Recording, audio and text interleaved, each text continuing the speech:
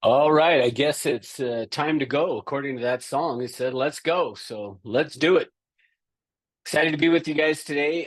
Before we get going, any questions, anything you want to ask before we dive into what we're going to talk about?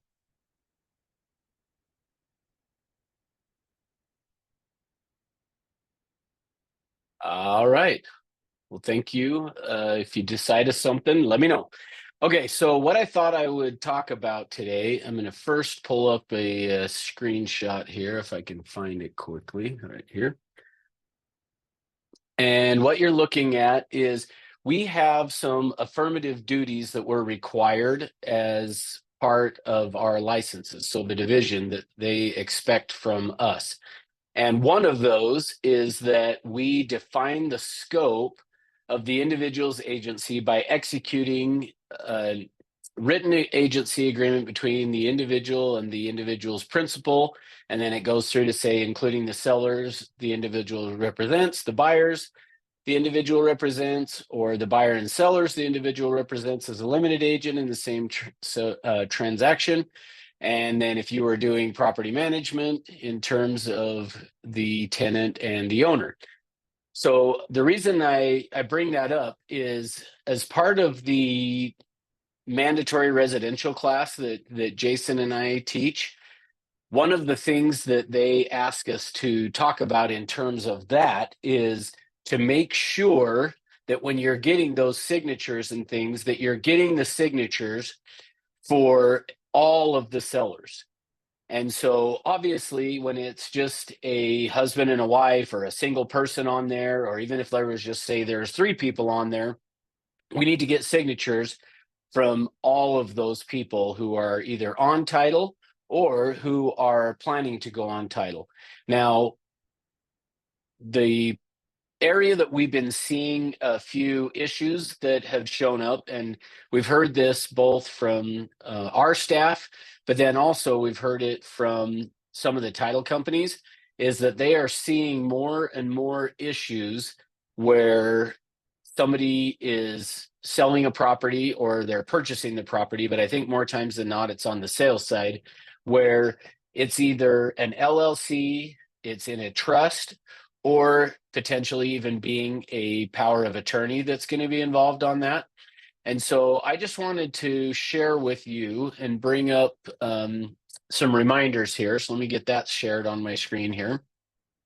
A few things that you want to make sure that you are doing, and a couple of these things come from the title companies.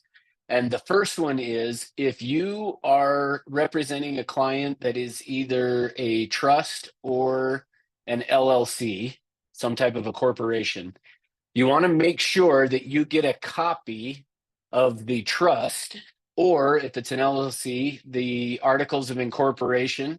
And as part of that, you want to ask your sellers when you're getting the listing agreement signed if any of the people that are part of the trust or that are named as managers under the articles of incorporation, are any of them incapacitated or deceased.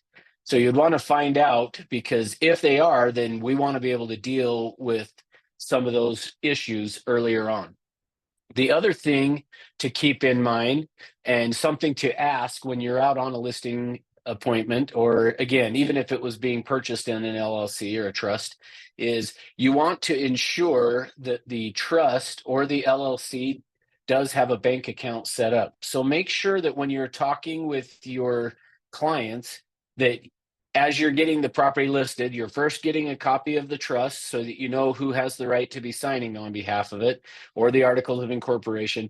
Then you want to be asking them as well is, have you gotten a bank account set up for this trust or the LLC? Because a lot of times title companies are mentioning that when they are going to cut a check back now, if the property's in the name of a trust and they're going to give them their equity and they're going to send that uh, as a check, or even I guess as a wire, but they when they cut that check, the check has to be payable to the trust because that is who is the owner. Or in the case of an LLC, the check has to be cut to that LLC. And so sometimes that will delay your clients getting their money, because if they don't have a bank account set up, they now are going to have to go and get that set up so that they can get the money and get it deposited into that particular account. So make sure that you talk to them about that. It'll save them time in the long run and help everyone have a smooth transaction with that. Now, in the case where the property is in an LLC, want to make sure that everybody understands how to go about doing that. Is so you would list as the seller or the buyer, depending on which side of the transaction they're on, you would list the name of the LLC if that's what the property is getting, either going to title or it's currently in title of the LLC. You're going to list the seller or the buyer as that. Then when it's time to sign, though, and in this case, since we did Everest LLC, when it's time to sign that listing agreement or the real estate purchase contract or the buyer broker agreement, the person signing is going to sign their name. So in this case, if it was George and I was having him sign something, I would have him sign his name. So George Morris, and then you put comma manager after it. Okay. So if you're using .loop, you're going to go through and have the signature be George Morris, comma manager, so that when he signs in .loop, it's going to sign as George Morris, comma manager. Now, in a trust, very similar. If you're going to list the buyer or the seller as the name of the trust, whatever that full name of that trust is, you're going to list that. And then whoever is the trustee on the trust is going to sign that agreement or the real estate purchase contract as their name, comma, trustee. Okay, so hopefully this is all making sense. And like I said, if you have questions, fire away. The other scenario that we want to talk about that we see is if the property owner has given a power of attorney to someone because they're not going to be available to sign for some reason. So in the example that we're talking about, we'll assume that George is the owner of the property and that he's given me power of attorney to sign for him.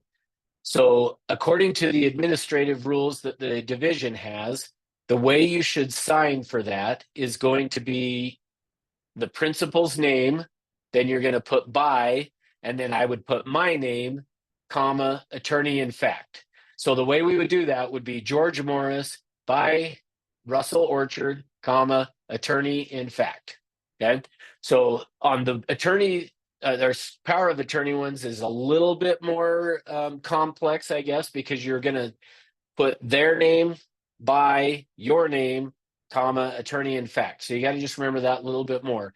And then one of the other things that I wanted to point out and make sure that you guys remember that is it would be against our company policy for you as the licensee to take on that role of being the power of attorney unless you're related to the owner. If it was your parent or something like that, that might be okay. But if a client that says, hey, I'm going to be out of town and we're going to get a power of attorney, we as a company do not want to take on that liability. So we do not want you acting as the power of attorney in that scenario. Again, like I said, unless it is, a spouse or, a family member that way, then that would be okay.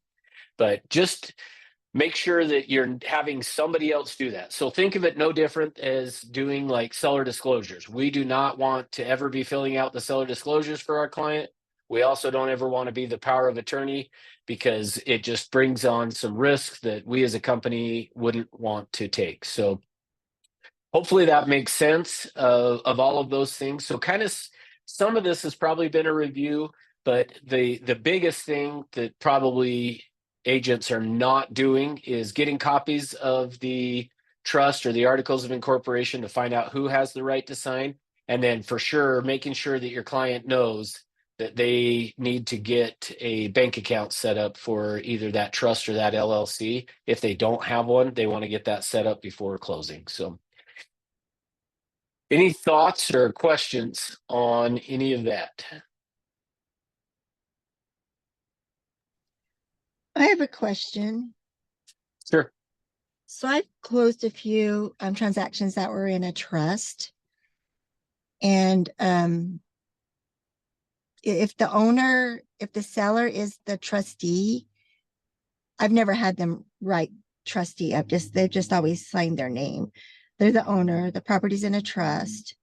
You get the trust to the title company, and then we would write the contract in the name of the trust, but then the owner just signed their name, but they didn't put trustee. Is that something new, or is that something I should have been doing? I know, yeah, it's something you should have been doing.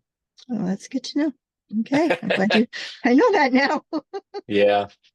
Okay. Yeah, and I mean, who knows if it would, how big of a problem that would be, and if the title company let you do it that way, then that's fine. But I've never seen one where the title company for sure has always, every time I've done it, I've seen them make sure that they do the comma trustees. So, but yeah, just to make everything, dotting our I's and crossing the T's, we just want to make sure then we don't have any problems. Okay, we'll do it that way now. Cool.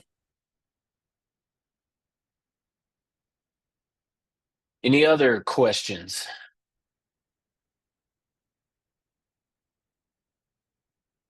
All right. Well, short and sweet today. Man, I was quick on that, but good information. If you have anything else, let me know. Looks like maybe. No, I was just gonna say thank you, Russ. Oh, Okay, yep, you're that's welcome. you. clarification. Thank I think you. people need to have that, so thank you. We'll have to just pass it on in Laytown, Layton. Yeah. Okay. Well, and I will have this this is being recorded. I will throw it on our YouTube channel so that it's there Oh, for great. you guys to go back and review if you need to. Cool deal. Okay. Well, thank you for being on here. Have an awesome rest of your day. Have a great weekend, and let's see if we can sell a bunch of houses this weekend. Talk to you later.